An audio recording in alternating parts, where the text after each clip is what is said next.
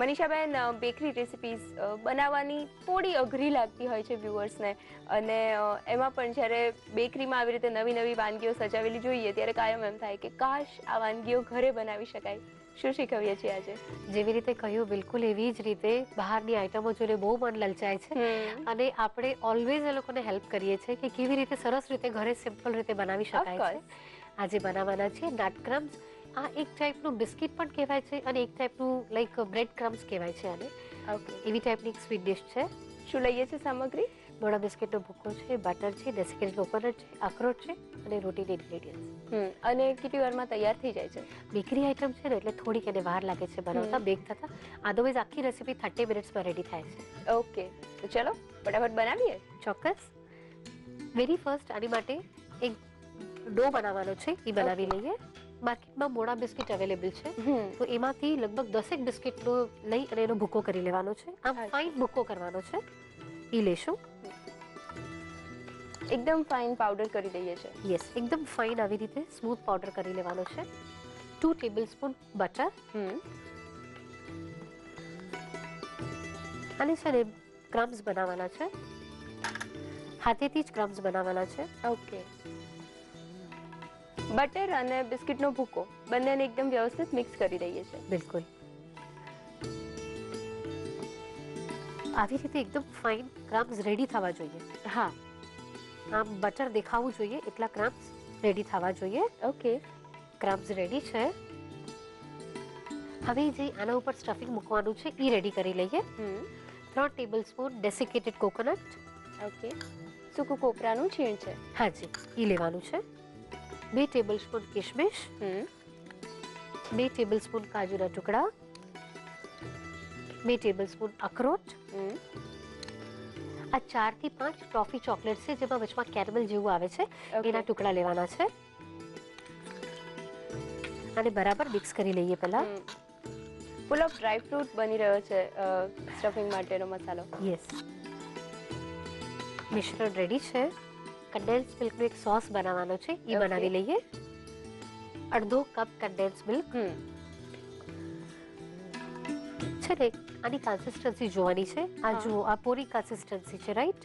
તો આના અંદર અત્યારે ફક્ત 2 ટેબલસ્પૂન મિલ્ક નાખીશું. અચ્છા, અત્યારે 2 ટેબલસ્પૂન જેટલું જ દૂધ એડ કરીએ છીએ, પણ અલગ અલગ બ્રાન્ડનું કન્ડેન્સ મિલ્ક લઈએ તો એમાં કન્સિસ્ટન્સીમાં ફરક પડતો હોય છે? હા, બિલકુલ પડે છે. ઘણી વખત જો કન્ડેન્સ મિલ્ક એની પાસે જૂનું હોય તો એ ગાઢું થઈ જાય છે, એટલા માટે કન્સિસ્ટન્સી ધ્યાન રાખવી બહુ જરૂરી છે. જો ક્યારેક બહુ ગાઢું નીકળે કન્ડેન્સ મિલ્ક તો પછી થોડું દૂધ હજી એડ કરી દેવાનું. અચ્છા. મિક્સ કરી લઈએ બરાબર. જો વધારે ક્વોન્ટિટીમાં અગર બનાવતા હોઈએ તો સીધું મિક્સીમાં ફેરવી લેશો તો બી ચાલશે. ઓકે. હજી 1 ટેબલસ્પૂન નાખવું પડશે.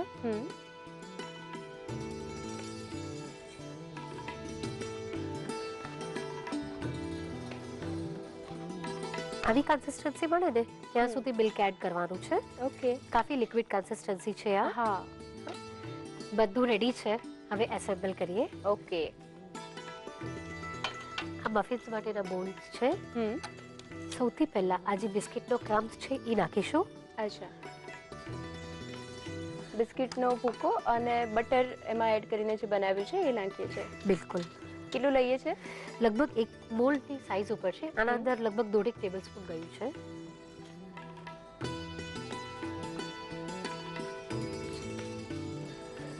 બરાબર એને છે ને પ્રેસ કરી લેશું. રાઈટ.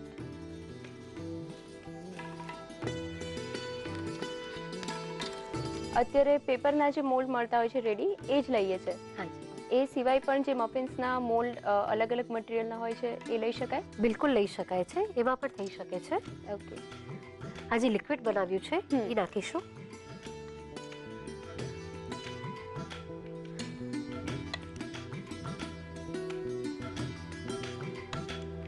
કેટલું લઈશું દરેકમાં? 1 ચમચી. હવે એના પર આ જે ડ્રાય મિશ્રણ છે એ મૂકીશું.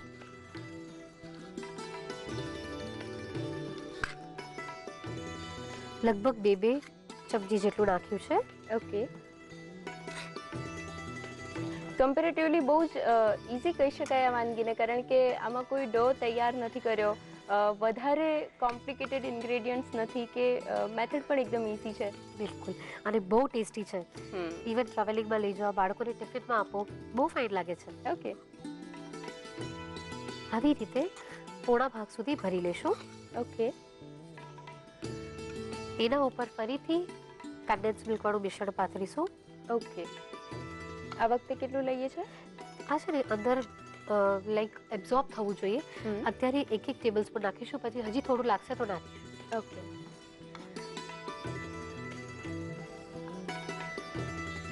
હજી જશે, અડધી ચમચી નાખીશું. ઓકે.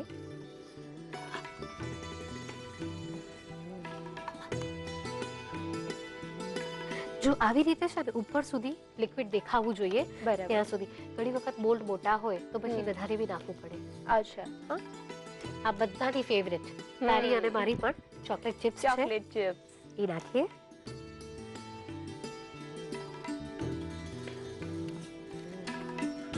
કેટલી લઈએ છે? 1 ટીસ્પૂન નાખીશું.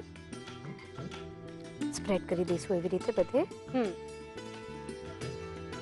બેક કરવા માટે મૂકીએ.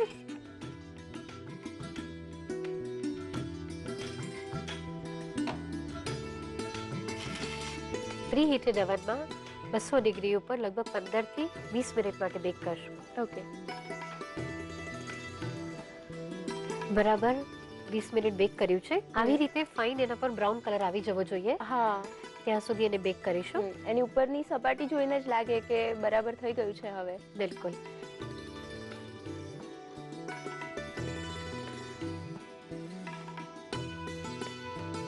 સર્વ કરીએ.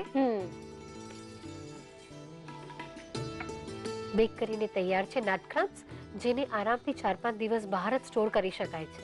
અચ્છા, અને આ જ રીતે સર્વ કરીએ છીએ ને પેપર કપ્સની સાથે? બિલકુલ એવી જ રીતે સર્વ કરાય છે. તૈયાર છે નટ ક્રમ્સ.